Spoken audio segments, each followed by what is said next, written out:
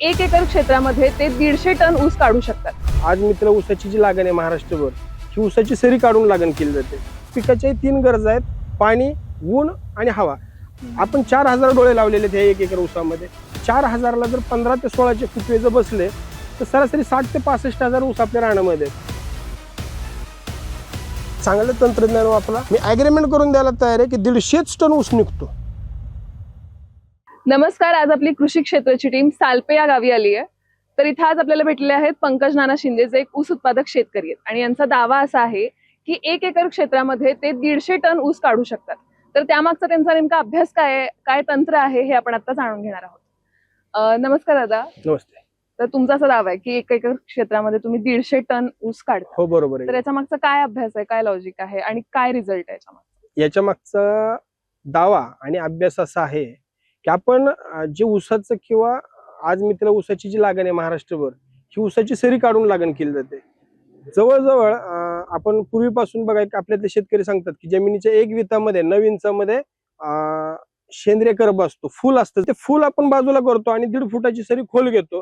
त्याच्यामुळे जे झाडाची जी फुटव्याची संख्या आहे किंवा झाडाची उगवण क्षमता आहे आणि उगवल्यानंतर त्याची जी क्वालिटी आहे, म्हणजे त्याची जी कोंबाऱ्याची जाडी आहे, त्याची जी उंची आहे, त्याची हाईट आहे, ही जरा थांबण्याला कारण जर पडत असेल तर आपल्याला सरीचं कारण बऱ्यापैकी जास्त पडतं. दुसरी गोष्ट, पाणी देण्याचं पाणी व्यवस्थापन.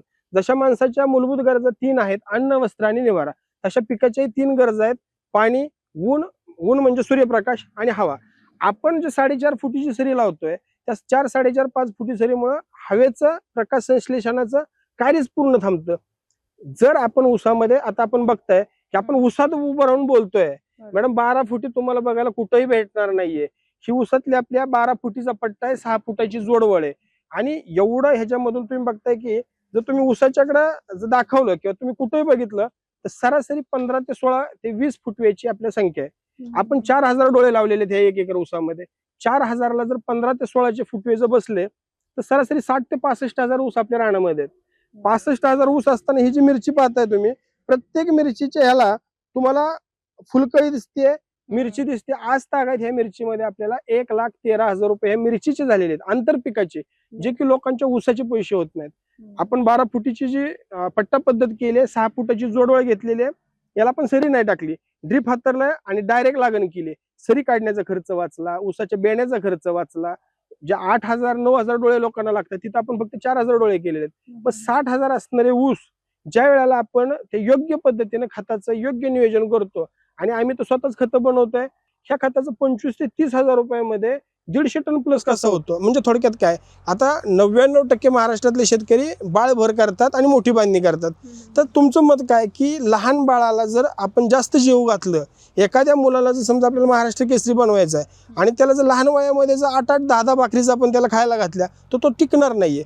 त्या पद्धतीने महाराष्ट्रातला शेतकरी आपल्या सर्व ऊसांना सरासरी 10,000 ते 12,000 रुपयाचा खताचा एक्सपेन्सिव्ह डोस 3ऱ्या महिन्यामध्ये देतात आणि तिथं ऊसाची मुळी, त्या ऊसाचं DNA डिॲक्टिवेट होण्याचं काम चालू होतं. त्याच्यामुळं ऊस तुम्हाला चांगला दिसतो, बाहेरून तुम्ही बघितलं तर ऊस 1 नंबर दिसतो, पण आत गेल्यानंतर त्यात मरीची संख्या फार मोठ्या प्रमाणात असते. आता आपली 12 फुटीचा पट्टा आहे, 6 फुटाची जोडवळ आहे, आपण 12 फुटीची अशी 5व्या महिन्यामध्ये कोप करणार. आता तुम्ही बघा मॅडम, तुम्ही व्हिडिओ बनवताय, हा 110 ते 115 दिवसाचा ऊस आहे.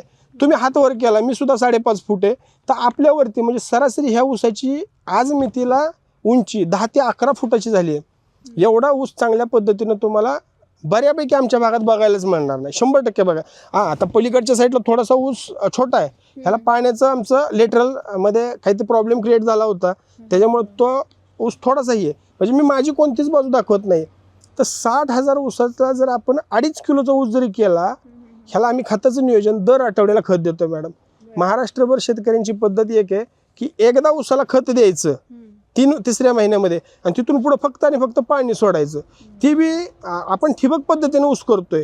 बऱ्यापैकी बरीच लोक डुबुक पद्धतीने ऊस करतात. डुबुक म्हणजे काय की त्या ऊसात तू जाऊच शकत नाही, लांबनं दगड मारायचा आणि वाजलं तर म्हणायचं पाणी आलंय. आणि ह्या पद्धतीने केलेलं ऊसाचं नियोजन, पाणीच बघा ना, एखाद्या, आता तुम्ही माझ्याकडे पाहुणे म्हणून तुम्ही पुण्याहून आलाय, जर तुम्हाला आम्ही जर 6 तांबे पाणी पाजलं, जर तुमच्या आवडीच्या सर्व भाज्या बनवल्या तर तुम्ही खाऊ शकत नाही. त्या पद्धतीने ऊसाला जर पाणी जवळजवळ ऊसाला देणारा शेतकरी पाणी एवढ्या प्रमाणात देतोय की ऊसाची मुळी कमीत कमी 20 आणि 22 दिवस बंद होते. आपण खत देत असताना खताचं प्रमाण, खताचं नियोजन, त्याच्यावर करणारे स्प्रे आणि सगळ्यात महत्त्वाचं म्हणजे त्याची जी सरीची लांबी रुंदी आहे ह्याच्यावर त्याचा विचार केला 100% आपण 150च तर निघणार. आता बघा 90% शेतकरी काय करतायत, मधनं लेटरल हातरतात, 4-4.5 फुटाची असते. हे झाडं म्हणजे काही आंबा नाही आहे, चिक्कू नाही आहे, पेरू नाही आहे की ह्याच्या मुळ्या 10-10 फूट लांब जातील. अहो हे ऊस आहे, ह्याची मुळी 12 इंचाच्या पुढे जातच नाही. मग तुम्ही टाकलेलं खत 99% शेतकरी 18 ते 19 इंचावरती खत टाकतात, मध्ये सरीत खत टाकतात. खत टाकण्याचं प्रमाण सुद्धा बेमापन बेहाय आहे. म्हणजे थोडक्यात लहान मुलाला मोठ्या पैलवानाचं खाद्य द्यायचं आणि ते पोरगं पैलवान झाल्याच्या नंतर त्याला उपाशी मारायचं, ही पद्धत चालू आहे. मग ही पद्धत ज्यावेळेला बंद करणार, प्रत्येक पिकाला खताचं नियोजन जर चांगल्या पद्धतीने केलं, पाण्याचं नियोजन केलं आणि सरीचं 12 फुटाची पट्टा आणि 6 फुटाची जर जोडवळ महाराष्ट्रातल्या शेतकऱ्यांनी केली तर मी तुम्हाला खात्री नाही, मी ॲग्रीमेंट करून द्यायला तयार आहे की 150 टन ऊस निघतो. बरं, असं हे अशा पद्धतीनं किती शेतकऱ्यांनी मग आता केलं? जवळजवळ आता आमच्या पद्धतीनं आमच्या जोडामध्ये असणारे शेतकरी 3,500 ते 4,000 शेतकरी आज माझ्याबरोबर जोडले गेले आहेत आणि 4,000 शेतकऱ्यांनी 12 फुटी पट्टा केलेला आहे. ऊस एवढे छान आहेत. जापानमध्ये आणि चायनामध्ये 350 टनाला प्लस गेले शेतकरी. आणि तिथल्या काही शेतकऱ्यांशी आम्ही ज्यावेळेला ऑनलाईन बोललो त्यावेळेला त्यांनी त्यांची जी नियोजनं सांगितली, पाण्याचं नियोजन, खताचं नियोजन, आपण जर व्यवस्थित जर केलं तर 100% होईल. आज माझे स्वतःचे शेतकरी जे माझ्याबरोबर जोडले गेलेत, माझे मित्र, माझे भाऊ, हे लोक सांगतायत की नाना आम्ही 200 टनाला प्लस जाणार आहे. ह्याचं कारण काय की सरासरी एका ऊसाची संख्या, एका ऊसाची जाडी, आता आमचं इथं दत्ता कोळपे म्हणून आहेत. दत्ता, तुमच्या ऊसाची एकाची जाडी किती झाली? 3 किलो 3 किलो 3 किलो एक ऊस भरतोय त्यांचा. म्हणजे आता तुमच्या ऊसाची चांगला ऊस झाला तर किती किलो जाडी भरती? 3-3.5. आता तुम्ही 3-3.5, आपल्या रानात आता 60,000 ऊस आहेत. 60,000 गुणिले जर 3 केलं तर किती झालं मॅडम? 180 टन प्लस गेलो. आता आपण त्याला आठवड्याला खाद्याचं दिलं आणि महिन्याला स्प्रे दिला तर ऑब्विसली की हा ऊस आपला 4-4.5 किलोपर्यंत जाणार आहे. परंतु आज जे आपल्या महाराष्ट्रात 50, 60, 100, 125 पर्यंत गेलेले शेतकरी आहेत, आपल्याला 150 पर्यंत आणायचे. आणि सगळ्यात महत्त्वाचं म्हणजे त्यांचा एक्सपेन्सेस कमी करायचा आहे. आज आपण ह्या ऊसामध्ये हे केलेल्या मिरचीची तुम्ही बघताय, ही अख्खीची अख्खी वळ बघितली तुम्ही, 5 ओळी आहेत, 4,000 रोपं लागलेत. आत्तापर्यंत ह्याचे 1,00,000 रुपये झालेत. आणि आजही ह्या मिरचीचा तोडा आपला चालू आहे. अजून ही मिरची 6 महिने चालणार आहे आपली. 6 महिन्यामध्ये 2 लाख रुपये आणखी मिरची देणार आहे आपल्याला. म्हणजे ऊस ते ऊस आणि ऊसाबरोबर घेतलेल्या आंतरपिकातनं आपल्याला जवळपास 2.5 ते 3 लाख रुपये मिळणार आहेत. किती वर्षांपासून करताय तुम्ही हा प्रयोग? मॅडम, हे 3रं वर्ष आपलं ऊसाचं. हां, मागच्या 2 वर्षांचे काय रिझल्ट होते? मागच्या 2 वर्षाचे रिझल्ट फार चांगले आहेत. जवळजवळ 140, 135, 140 टनापर्यंत गेलेले शेतकरी, 135, 140 पर्यंत गेलेले आहेत. जर योग्य नियोजन जर झालं, आठवड्यातनं फक्त 1 तास ह्या सिस्टीमसाठी काम करायचं आहे. 1 तास काम केल्यानंतर तुम्हाला जवळजवळ की आपल्या ऊसामधनं 150, जर आता आपण 3102 आम्ही दत्ता कोळपे यांच्याकडनं दत्ता बियाणं घेतोय आणि 3102 लावतोय, त्याला आमचं टार्गेट आहे मॅडम 3 एकरमध्ये 400-450 टन जायला. आता सुरूचा हंगाम आहे, मार्चमधली लागण मोरल्या मार्चला तोडणार आहे. फक्त 12 महिन्यामध्ये आम्ही 150 टनापर्यंत जाणारच ही खात्री घेऊन उतरतोय. कारण एक शेतकरी, सर्वसामान्य शेतकऱ्याने जर 4 एकर ऊस केला आणि त्यामध्ये त्याला 100 टन मिळाला तर सरासरीचं 12-13 लाख रुपयाचं उत्पन्न झालं. तर तुमच्या IT कंपनीमध्ये पुण्यामध्ये काम करून लाख रुपये पगार घेण्यापेक्षा गावात राहून चांगली हवा आणि चांगलं पाणी, असं आमचं एक फॉर्मॅट चालू आहे की शेतकऱ्यांनी परत गावाकडे आलं पाहिजे, शेतकऱ्याच्या पोरांना पैसे मिळाले पाहिजेत आणि ते पैसे मिळवून देण्याकरता जी काही मदत करता येईल ते आम्ही मदत करतोय. आमच्या ऊस बागा येणाऱ्याची संख्या दिवसाला 20 ते 22 शेतकरी येतात. आता कालच शेतकरी आले होते नंदुरबारचे, गेल्या आठवड्यात बीडवरून आले होते, MP बुरहानपूरवरून परवा दिवशी 64 शेतकऱ्यांची गाडी आली होती, बँगलोरवरून शेतकरी आले. मला एकच सांगायचं की आपण आपल्या रानामध्ये कोणत्या पद्धतीने नियोजन करतोय त्या पद्धतीने शेत तुम्हाला देणार आहे.